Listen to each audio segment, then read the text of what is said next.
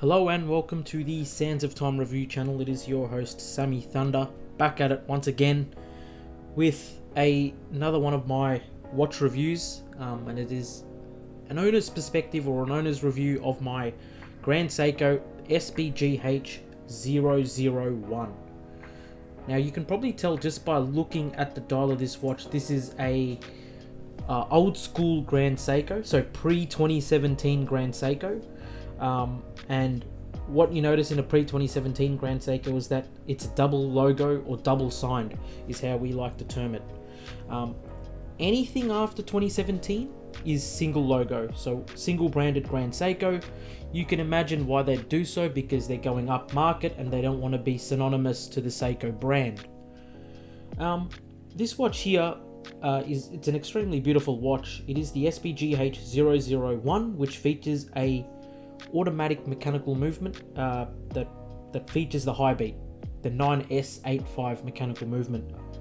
Now, as a high beat, you can probably tell just by looking at the dial, this thing beats at 36,000 oscillations per hour, which is equivalent to 10 beats per second, or as you can see here, 10 ticks per second.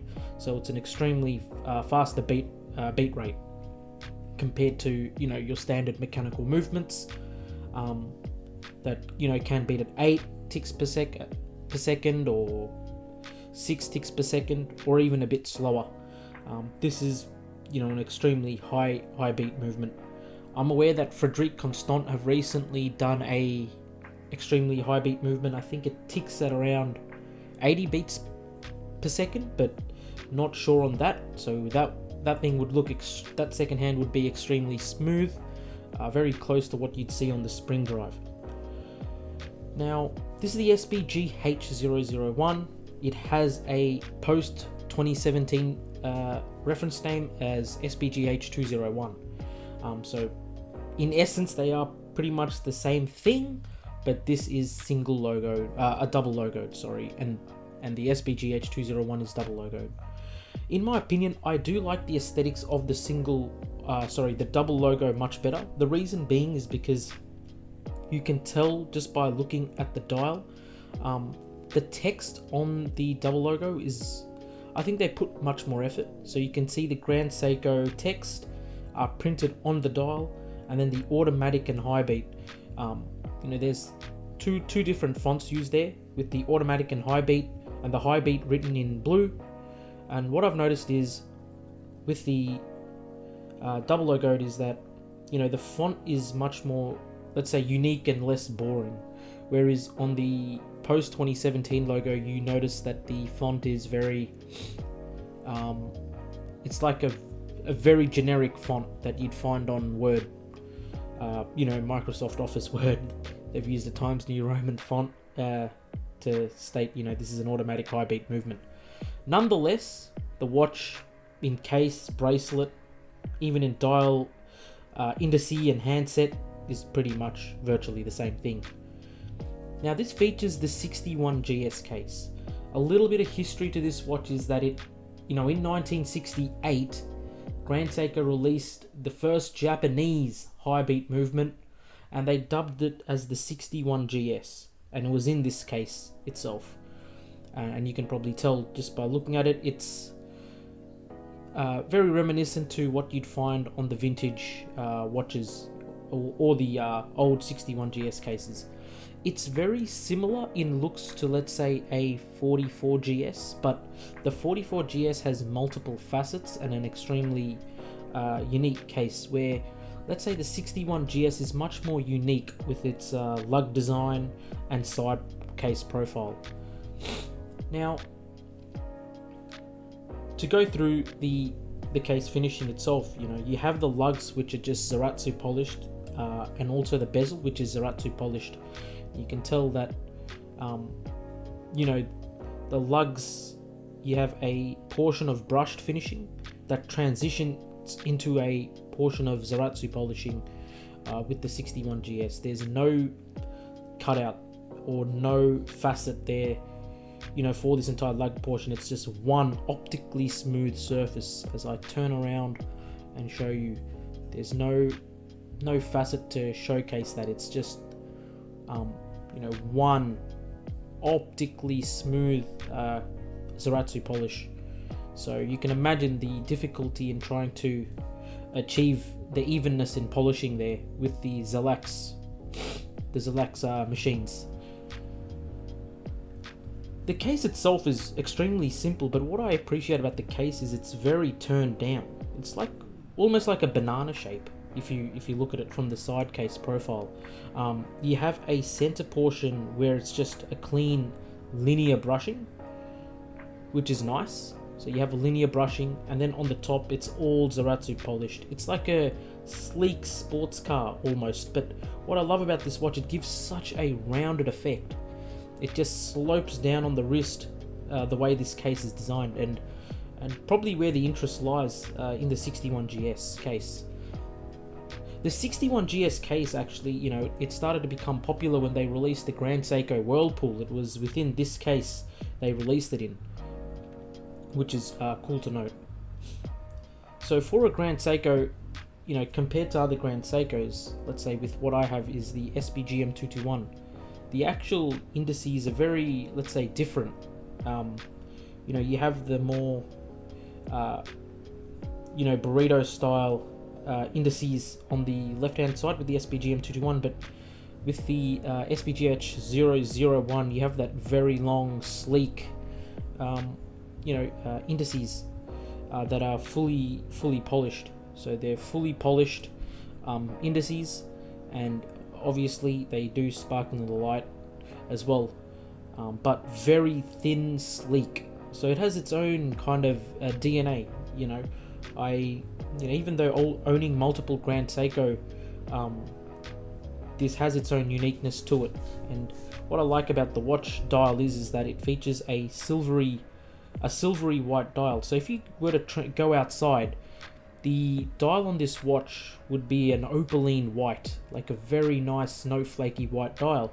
But when you give it a little bit of low light situation, it becomes this silvery white dial, and it transitions into much more of a silvery dial in low light condition.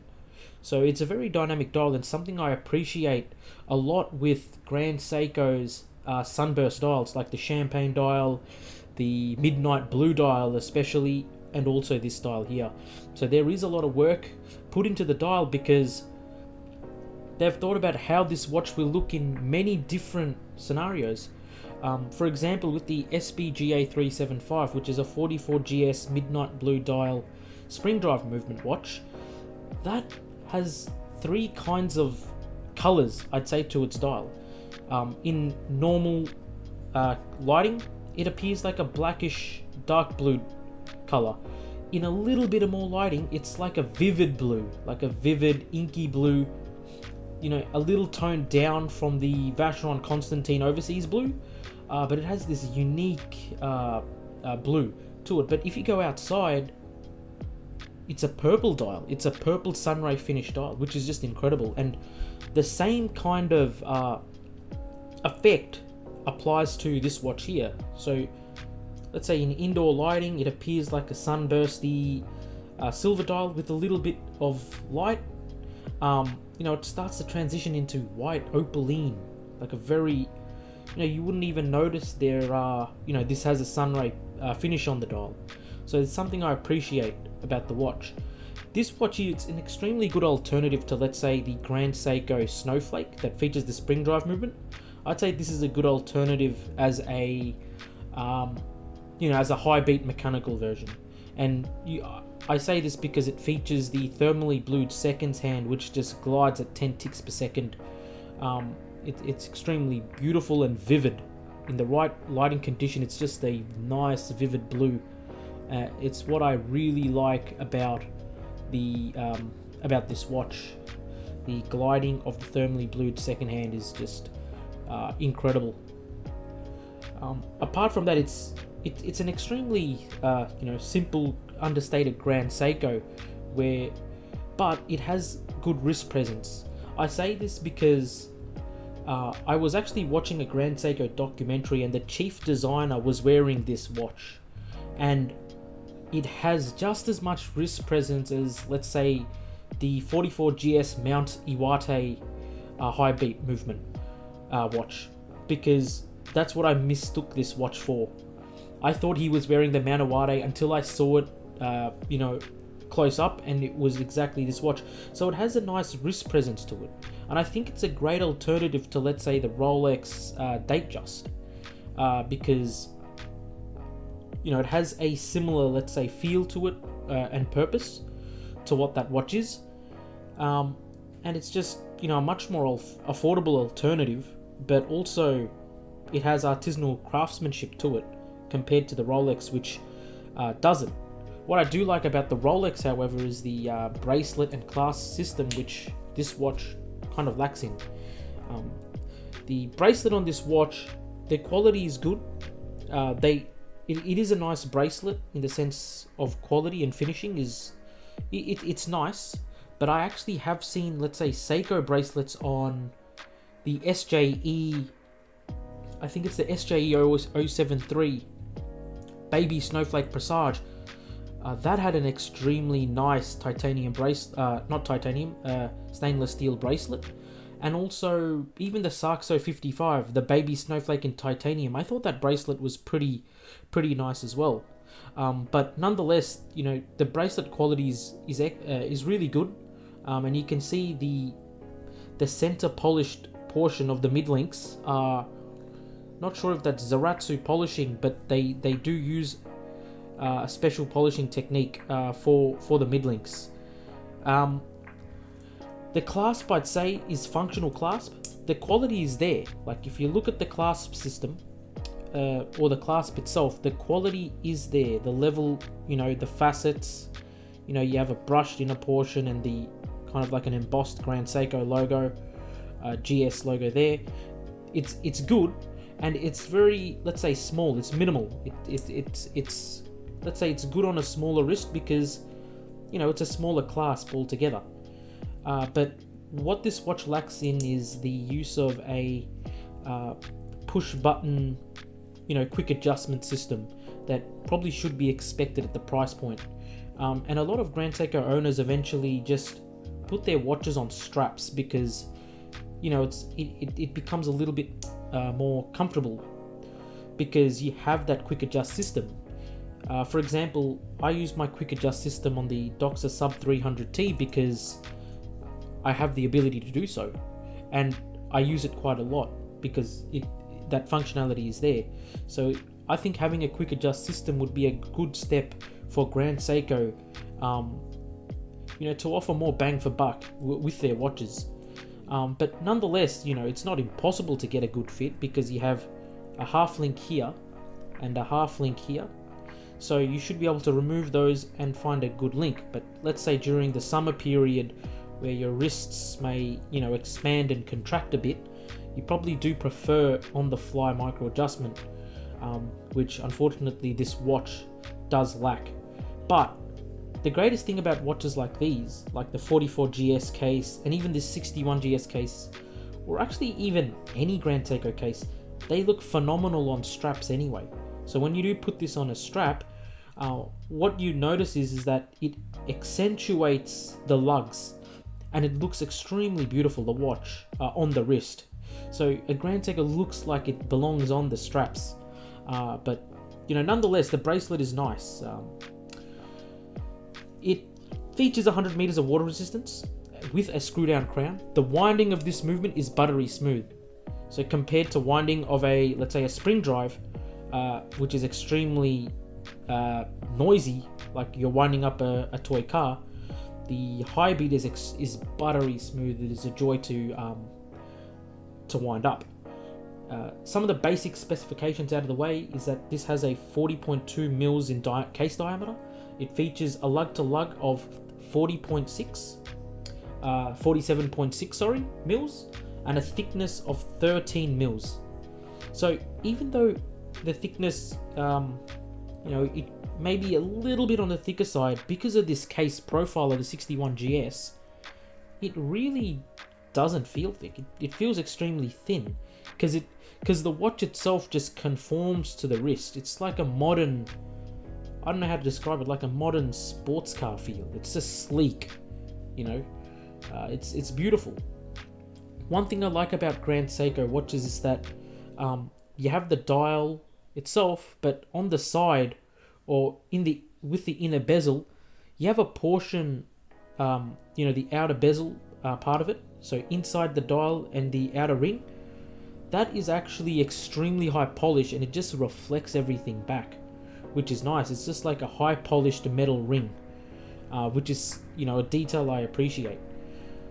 Obviously, this is the high beat movement that ticks at 10 beats per second, 36,000 oscillations per hour. Features the 9S85 movement, which has a mean daily rate of +5 to -3 seconds per day. My observed accuracy of this watch is +1 second a day, or maybe +0.5 seconds a day. It is extremely accurate movement. It features 55 hours of power reserve, which is actually really good. It's not a typical 38-hour power reserve watch. So Grand Seiko put effort into developing this movement, because you need to compromise with the power reserve and the performance.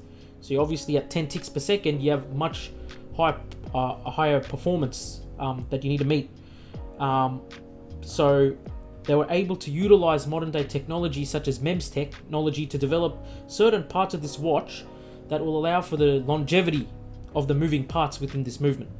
So there is a lot of detail in the high beat movement, which is cool to know, and definitely something to check up and read up on with Grand Seiko's high beat. I feel like there's always a place, for high beat, quartz, and spring drive within Grand Seiko. They're all taken to the pinnacle. It's not like one is, there's more effort put into one movement than the other. Every kind of movement within Grand Seiko, there is effort put into it equally, and it's a design principle I enjoy. Obviously the case and bracelet, all stainless steel construction. With all the links itself, it weighs 151 grams, but with my links taken out, probably weighs around 130-ish grams, but it's just so incredibly comfortable on my wrist, and this is something I enjoy about this watch, is that it's extremely comfortable.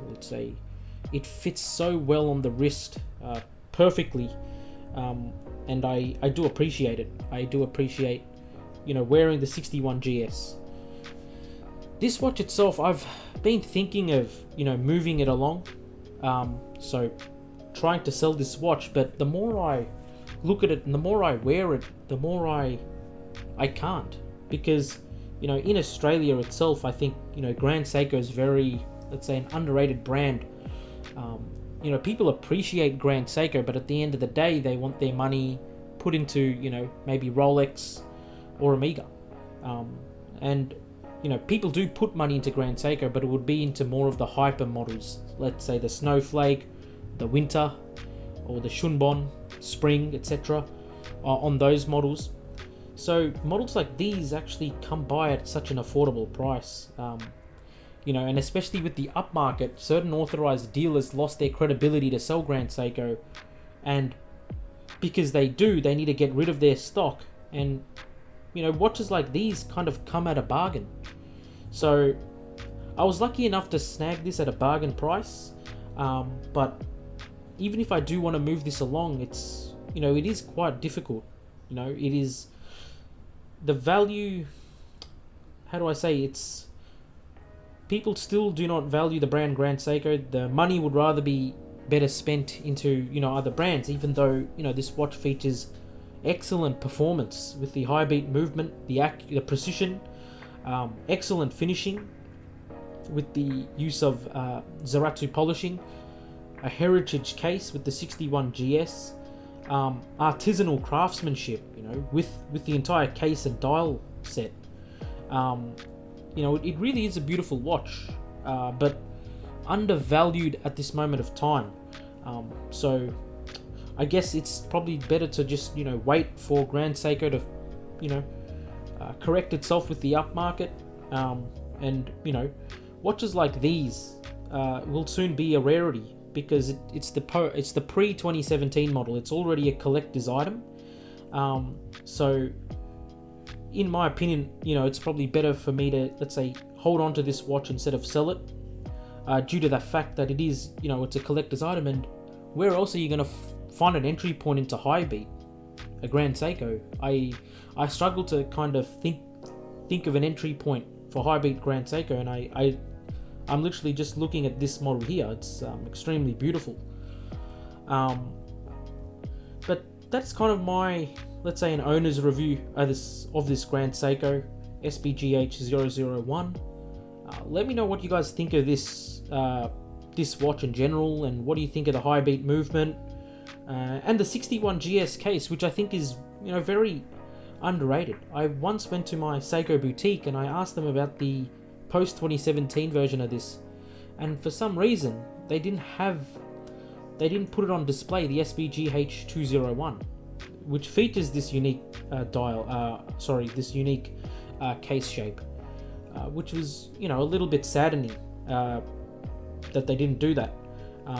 But with Grand Seiko and with their vast catalog, they should at least consider putting or showcasing one of these, the 61 GS case watches. I mean, it's certainly loved by a lot of people because it's in a lot of limited editions, like the Whirlpool or the red teak wood dial version. It featured the exact same case. So this is another reason why I want to hold on to this watch and just enjoy it. And you can see how the how the handset and indices just reflect that light, and it really is a great everyday piece, this watch, and it has a lot of wrist presence actually. So I'm glad I watched that one Seiko documentary, that Grand Seiko documentary, because it kind of helped me develop much more of a bond with this watch. But here we go, guys. It is the Sands of Time signing out. Peace.